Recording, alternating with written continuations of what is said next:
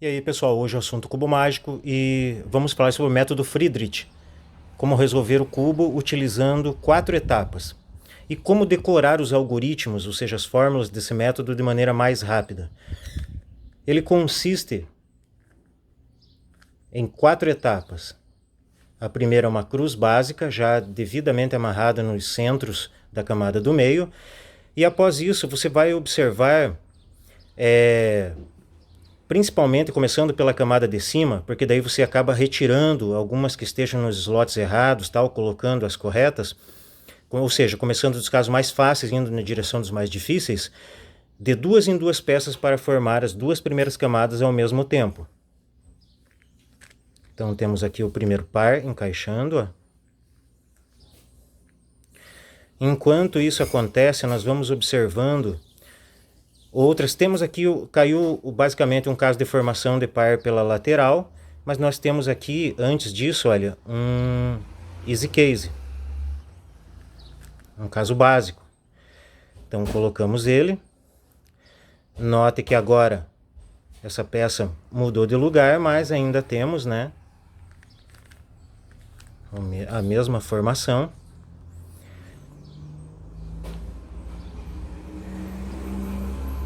Podemos fazer de várias maneiras isso daqui, né? Vamos optar por essa. E temos aqui, caiu uma OLL de cruz. Ou seja, deixar tudo da mesma cor em cima, que é o próximo passo. Caiu agora uma PLLH, ela já está orientada, ou seja, os cantos já estão no lugar onde devem estar, então quando acabar o algoritmo, o cubo vai estar resolvido. Se estivesse, por exemplo, assim, teria que dar um giro no final, tal. Eu até vou deixar assim, para que vejam como isso acontece, ou seja, se o azul está aqui, e no caso o vermelho aqui, e o lugar do vermelho aqui, azul aqui, teria que dar um giro nesse sentido, né?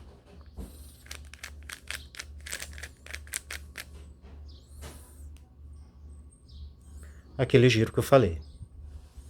Muito bem. O único requisito que você precisa para decorar o Friedrich, não que seja totalmente obrigatório, mas é interessante, é você saber resolver o cubo já pelo básico. Até para ter um entendimento do que vai acontecer. Então, você vai melhorar o teu básico inicialmente. Você vai continuar resolvendo pelo básico, mas vai incrementar ele. Por exemplo, esse caso. Quando você tem aqui a quina para colocar, que você faz pelo básico, você coloca uma pecinha por vez. Então você não vai colocar o par. Você normalmente faz aqui, sobe, gira e desce, certo? Você vai continuar fazendo assim. Mas também você vai fazer o seguinte. Às vezes vai estar assim. Ao invés de você girar o cubo e fazer aqui, você vai fazer o seguinte. Desce, desce, sobe, sobe. Também coloca a quina no lugar, tá? Outra coisa que você vai fazer é isso aqui, ó. Ao invés de colocar o azul aqui, para você fazer sobe, gira e desce, você vai deixar alinhado a parte de cima com o vermelho, tá? E vai subir o slot aqui, no caso um sobe, gira ao contrário e desce. Isso também coloca o parzinho todo junto. Quando ele tiver o parzinho formado, você não precisa quebrar ele para colocar em 2 etapas. Você vai poder aproveitar isso e colocar o parzinho assim. Existem outras maneiras de serem feitos, mas o que você vai usar, basicamente, vão aparecer bastantes algoritmos, é isso aí. E também aprender a colocar o parzinho pela parte de trás do cubo. Vai treinar bastante esses algoritmos simples assim, não só pela parte da frente, mas pela parte de trás do cubo também. Outra coisa que você vai acabar tendo que ver é o seguinte. Normalmente, quando você está com as 2 primeiras camadas resolvidas aqui, você vai ter que fazer uma cruz na parte de cima do cubo, certo? E normalmente, quando tem uma linha, você faz frente, sobe, gira, desce, um giro ao contrário e devolve à frente, certo? Você tem esse Lzinho, às vezes você coloca ele aqui e faz um outro algoritmo, tem outras maneiras de serem feito isso também. Mas agora você vai fazer igualzinho. A única coisa que ao invés de colocar uma camada só da frente para baixo, você vai colocar as 2. Então você vai fazer frente, sobe, gira, desce, um giro ao contrário e vai devolver à frente para formar a cruz. Fazendo isso, vai estar incrementando o teu básico e você vai estar se preparando para decorar de maneira mais rápida os algoritmos, porque são basicamente esses movimentos que você vai utilizar no no método que eu vou te mostrar. Você também vai usar o SUNE. O que é o SUNE? É quando você deixa aquele canto feito aqui e vai fazer... No caso aqui, teria que ser feito mais de uma vez, porque uma vez formaria um canto e outra resolveria. Então, não é aquele sobe, gira, desce, gira, sobe, gira, gira, desce. Acaba aparecendo um canto feito e daí você coloca a pecinha aqui na frente e você faz novamente e resolve, né? Tá, você vai continuar fazendo isso, só que você... Agora, você vai também treinar com a outra mão, tá? Que você já deve estar treinando com a outra mão quando aparece aqui. E você também vai treinar... Por exemplo, seria isso aqui, né? Você faria com essa mão. Você também vai treinar aqui pela parte de trás, ó. Fazendo ele ao contrário. Fazendo isso, você já vai saber os movimentos para decorar o resto que eu vou mostrar para vocês agora. O método começa com a cruz básica, ela é intuitiva, então não tem fórmula para resolver. De maneira geral, na dúvida, você coloca a peça na camada do meio, girando sempre em cima e embaixo para não estragar nada, tal. Não tem muito segredo. Aí vem as duas primeiras camadas, F2L.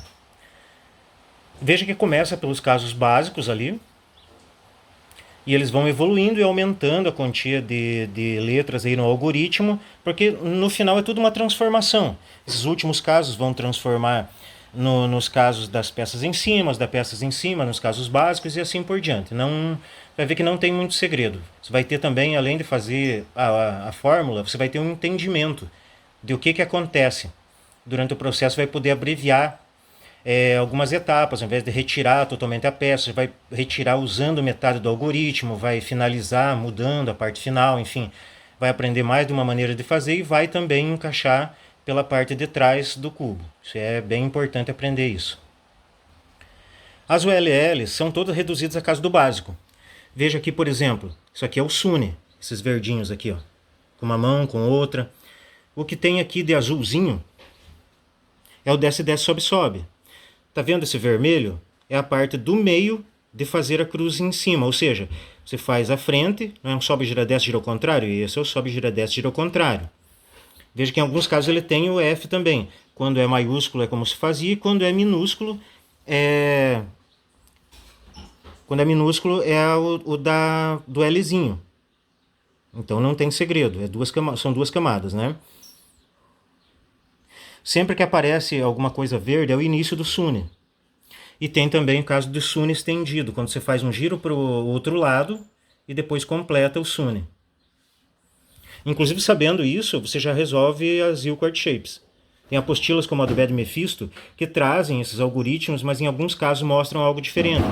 Então, nesse caso aqui, tirando alguns casos como esse aqui, por exemplo, você vai reduzir tudo a esses casos do básico. Nota que você olhando aí a apostila fica toda colorida, ó. Porque reduz quase tudo a esses casos. Sem muito segredo, olha as linhas ali, ó.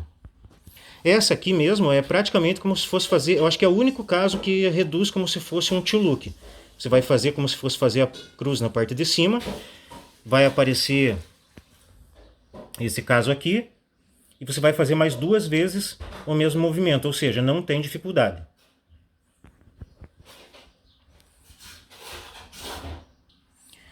Eu recomendo que aprenda essa aqui, inicialmente. Claro que é interessante saber todas as de cruz primeiro, tal, né? Mas aprenda essa aqui, porque juntamente com a T, essa aqui, ela resolve já duas PLLs. Elas duas já resolvem duas PLLs. A PLL-T e a PLL-Y. Na T, você vai notar que o último movimento se anula, dá para fazer um giro duplo, mas se você fizer igualzinho, vai resolver também. E é fácil. Note que essa aqui é a que resolve, normalmente você observa ela mesmo no básico, já coloca a barra do T aí para a direita, ela resolve fazendo a linha, né? O mesmo movimento da linha, o do meio da linha, como você está observando ali, você faz o movimento do meio da linha e faz um desce, desce, sobe, sobe, já resolve, então não tem segredo. Como nas F2Ls é interessante saber mais de um algoritmo, nas ULL e nas PLLs, que no caso estão aqui, não é tão importante. Você sabendo um algoritmo já é o que basta. Porque não tem muitos alinhamentos, transformações, tal. Você vai vai simplesmente aparecer um caso, você vai alinhar e vai resolver.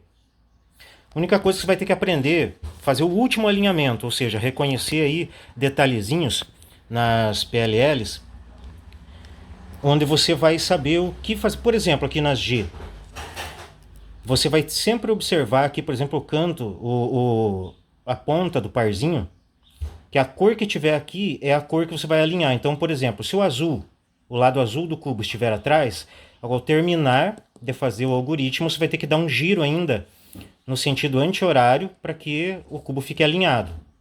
Com as outras G também acontece a mesma coisa, né?